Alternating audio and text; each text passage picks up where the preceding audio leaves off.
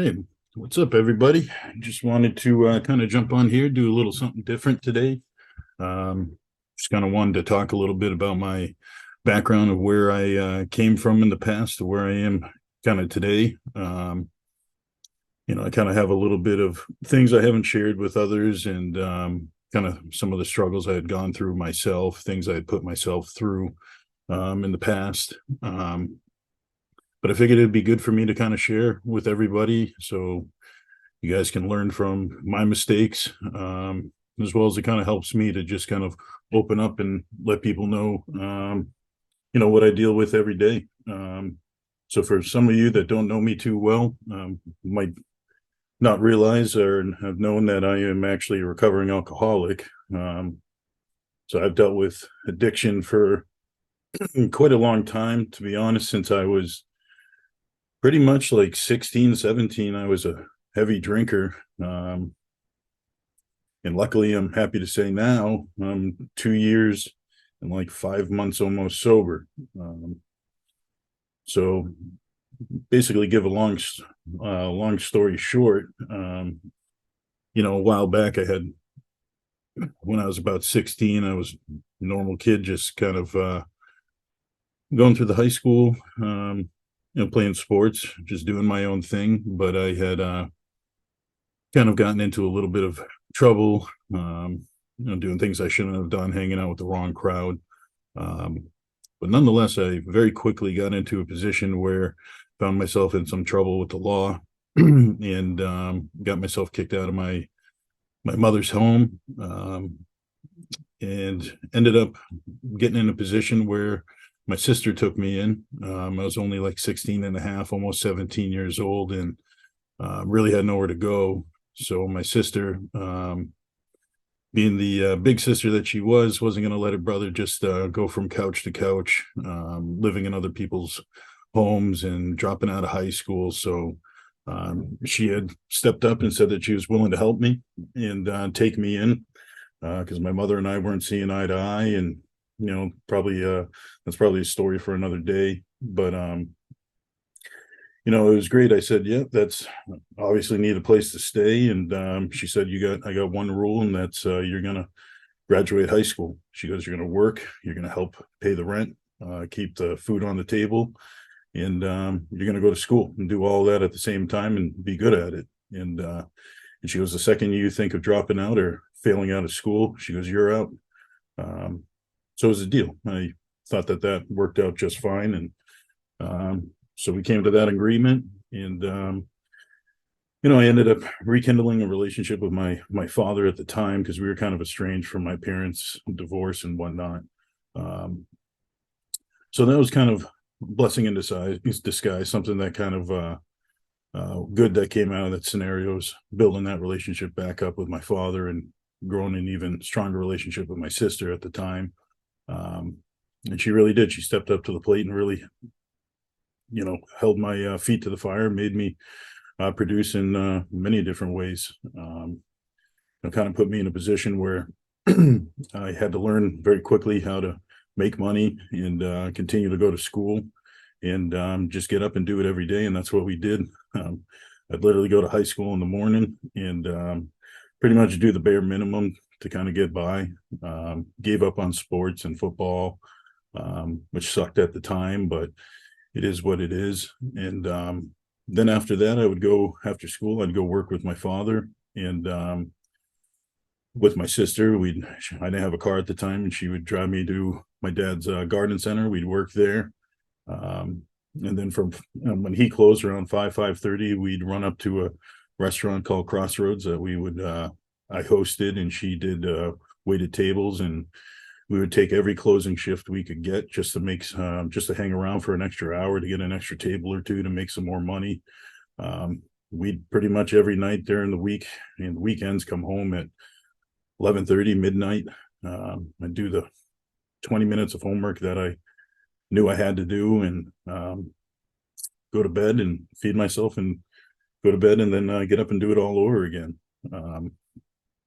But that habit it was good, but it was also kind of tough on me at a young age. A lot of good happened at the times, but good as in, my sister and I only rented an apartment for about 6 months, and then ended up finding a place with my father's help to buy a home at a young age. So I was actually a high school kid paying a mortgage at the time, with a lot of work, a lot of overhead, a lot of responsibility, and still trying to kind of raise myself at the moment, or at the time. And, I grew up real fast. I kind of stopped hanging with the wrong people and just engulfed myself in work, and enjoyed that, had a lot of pride in all the things I had done, and, making money and working along with family, and, learning how to, I started a landscape business at the same time that I was doing. And after some years, we put that all together with my father's garden center and just kind of went into business together on that as well.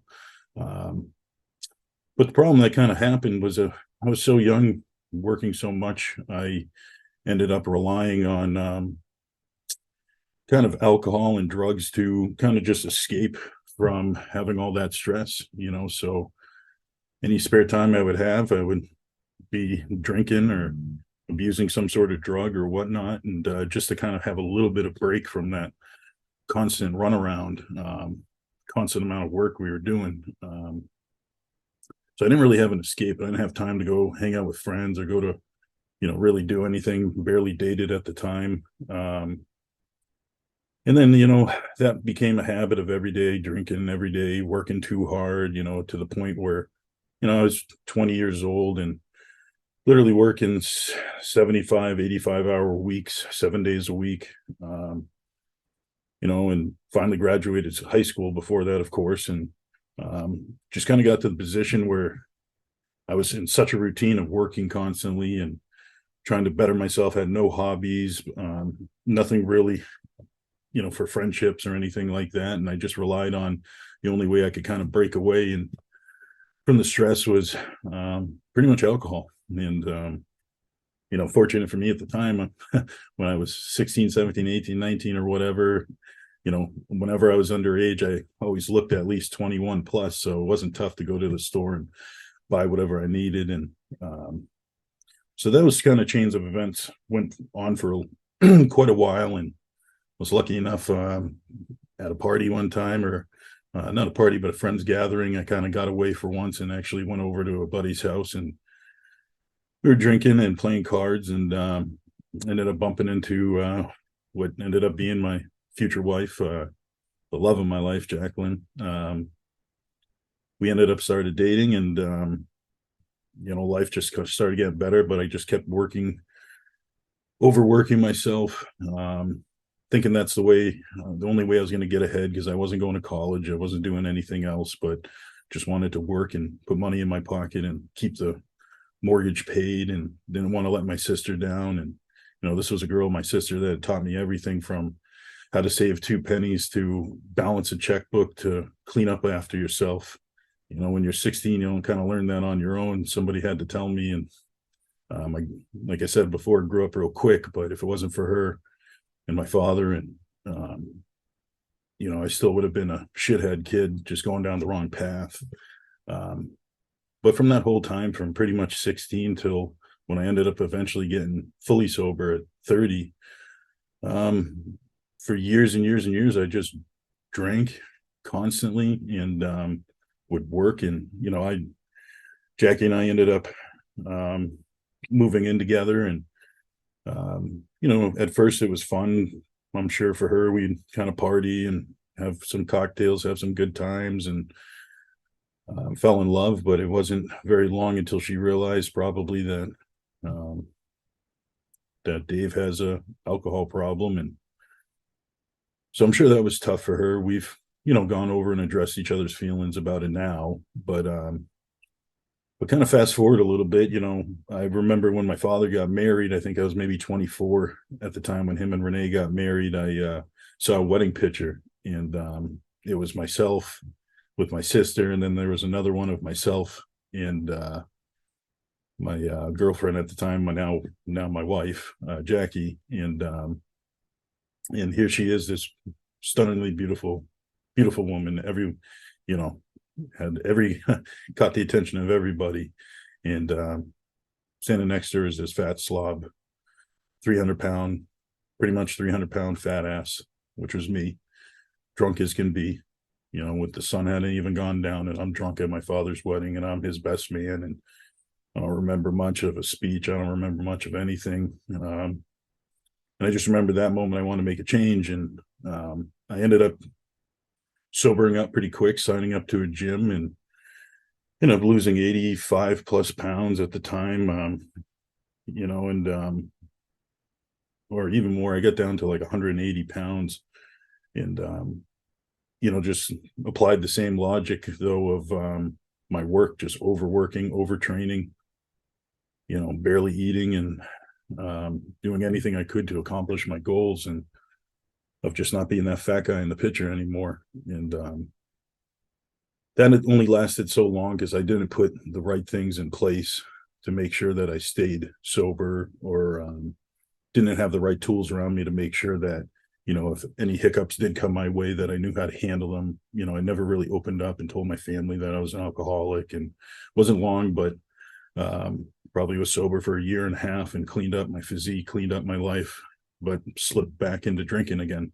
Kind of got to the point where I said, I'm doing pretty good. I think I can have a drink this weekend, or I can have a beer with my friends, or, we're going to go to have a barbecue. Jackie and I can sit down and have a beer. I'll be fine. And that was the wrong attitude for sure. Thinking that I had fixed the problem that just constantly needs attention doesn't ever truly get fixed. So I slipped back into drinking heavy and real heavy, and same thing happened. Drank for 2 or 3 years, and sobered up again, got fat again, 300 pounds again, lost all the weight again. But then I had gotten to a point where I sobered up. Let me see. So I sobered up for a third time recently, 2.5 or so years ago. This had happened 3 times. I'd clean myself up, lose 80 plus pounds, and 3 times, and do pretty good. I'd be very happy with myself, back into the bodybuilding kind of mentality. And but this third time, it ended up being right after COVID started, or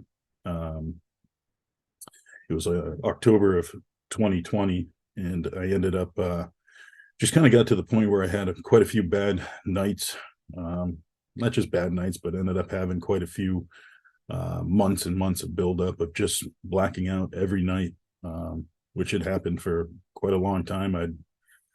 My alcohol issue had gotten so bad, I would literally leave work, drive home. But before I'd leave work and then go to the corner store, I'd grab myself a half a pint of vodka, like an 8-ounce Red Bull, poured in 1 cup, and drive 10 minutes to get home. And I'd already have a pint of vodka in me, and I would have literally buy a handle of Jim Beam whiskey and a 6-pack, and that was every day. I'd drink about half to 3/4 of that handle. By the time I got home, kicked my shoes off, jumped in the shower, was already pretty buzzed from the ride home, and I would start the grill, give my wife a kiss, tell her about my day for 20 minutes, all while drinking a beer and having a half a glass of whiskey. And this just became a habit where by the time I was done cooking dinner, I'd be lucky if I remembered bringing the food in from the grill, sitting down, and having dinner with my wife. And that was about all the memories I have. And what I would do is I'd grab my laptop and just drink after dinner for the rest of the night, listen to music on my headphones, and just get back to work. I would literally work absolutely blackout drunk on my laptop, returning emails, doing estimates and invoicing customers and all sorts of things, and following up on new business leads. And and I'd check my work in the morning and it'd be flawless. I don't know how I did it. And I would rationalize to myself that I was a functional alcoholic. I could get blackout drunk and sometimes get more money on these contracts than if I was sober. I wouldn't have had the balls to really ask for the amount of money that I should have for some of these contracts in the landscape contracting in our sales business. But that had gotten to a point where I just kind of remember realizing that I really don't want all my memories in my life to come down to The only thing I remember is the moments when I'm sober, from when I wake up and finish work and then drive home and start to black out and start to, or by the time I get home and start cooking, start to black out and start to forget and start to not be able to recall the next morning, when I sat down to start work or for that night. I can only imagine the hell I put my wife through. I mean, I was never a yelling, mean alcoholic or never abusive or anything like that, but I was just distant. I just would kind of pretty much hate myself and just overwork myself and treat myself like shit and get up and do it every day just to keep food on the table and the roof over our head. And, it was getting pretty bad. So I'm glad I got to the point where I ended up just realizing I wanted to make a change for that. But the reality of the matter is,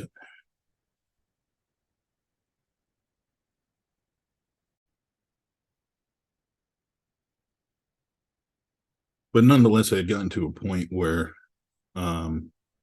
I just wanted to finally make a change for sure. And a definite change, not half-ass getting sober or, kind of think that I could get myself okay or stable or pull back on the drinking a little bit. I knew that I just had to get it out of my life.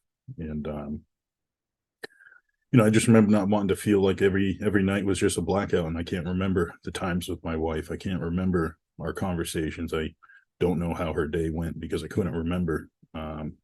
In the way I looked and how overweight and just miserable and unhealthy in my liver and, having some health scares at, 30 years old at the time. It just wasn't for me anymore. So I remember telling my wife, I said, you know what, I think it's time that I make a change for sure.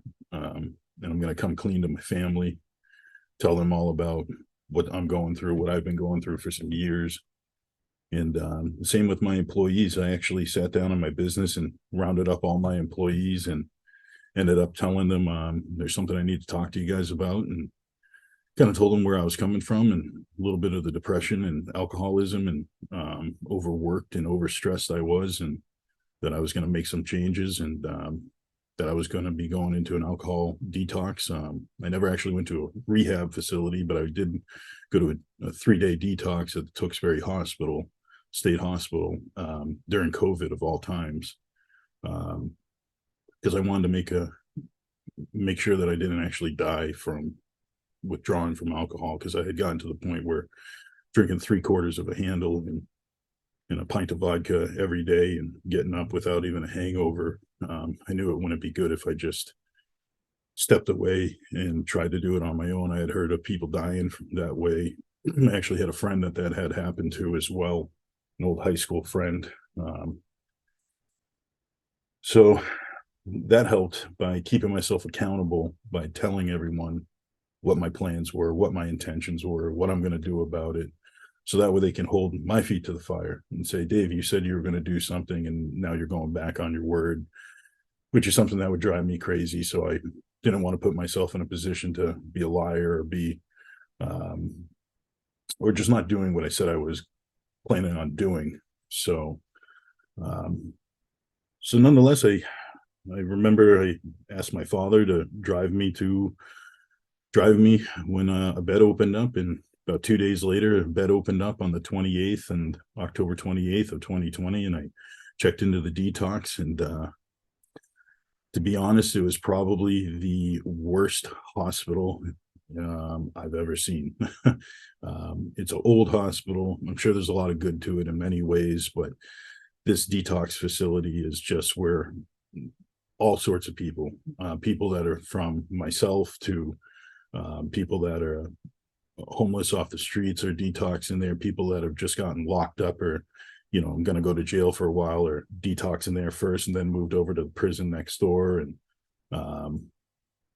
some really sad individuals, some really, really sad individuals I met there. But I just remember the door shutting and behind me and being in the ward and just saying, I'll make the best of it. I'm just going to tell these people, don't let me die while I kick the alcohol. And And that's exactly what I did, is I just focused on it, didn't paid no attention to anyone else. So, well, I did talk to a few people, but I mean, it's terrible. The first person I went in there, the first second we got literally strip searched to go into this detox facility, which I understand. They got to make sure we're not bringing drugs in there or alcohol or anything.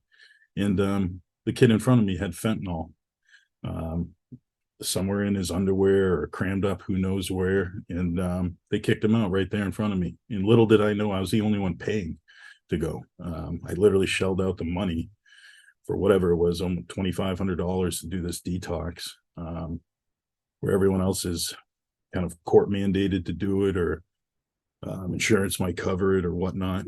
But nonetheless, and the first night I was in there, one of my bunkmates ended up trying to kill himself and hang himself from the light fixtures, which was a nutty, crazy time. And they literally didn't have anything for food, or it was ridiculous. But nonetheless, I won't kind of dwell on that part. But I did what I needed to do, and actually ended up being my birthday on the 30th, and that night was actually the third night I would have been there. And I remember calling my wife on the payphone, because you're not allowed cell phones, and we got quarters. They told us to make sure you bring quarters if you want to use the phone. So I did that and called her, and I said, hey, I went through my first night with no medication. The first night I had medicated me. Second night they medicated me. But I said, I'm going to try 24 hours with no medications, no Valium or whatever they're feeding you. And I said, I told them if I start to seize and having complications, just get me to the real hospital upstairs so I don't die. And the guard and the nurses station said, yeah, no problem, if that's what you want to do. I said, yeah, my whole goal was to be here, was to detox from alcohol without dying. That's all I want to do, and then leave.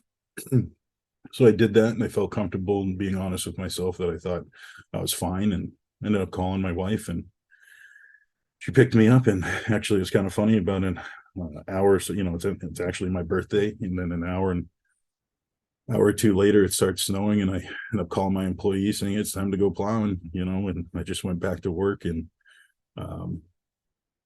been sober since.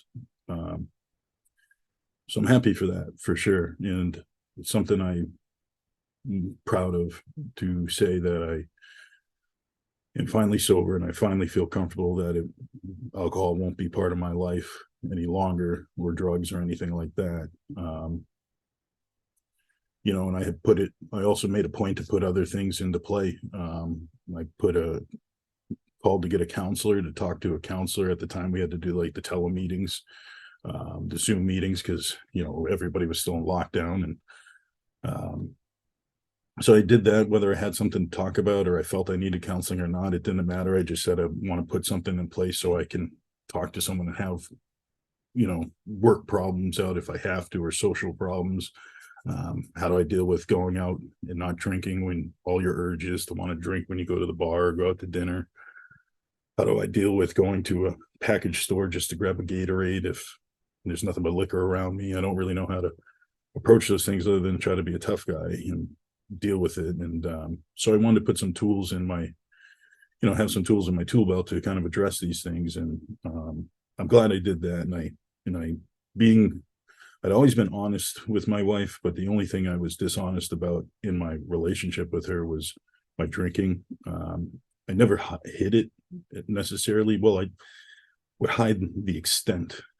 She knew I would be drinking, but I would hide to the extent sometimes, just because it wasn't worth the looks or the disappointment from her, to be honest. And so when I got home, I said, hey, one thing I wrote down when I was in the detox is, other than counseling and coming clean to my family, and doing maybe meetings if I have to or whatnot, here's a breathalyzer. And so I bought a breathalyzer, and I said, if there's any time you feel I'm being dishonest, or I'm acting funny, or you think alcohol's involved, I won't question, and this is how it'll work. You just ask me to breathe in the breathalyzer so we can find out the truth. And if I deny doing it and don't want to breathe in the breathalyzer, just consider it that I drank, that I failed. It's automatic fail.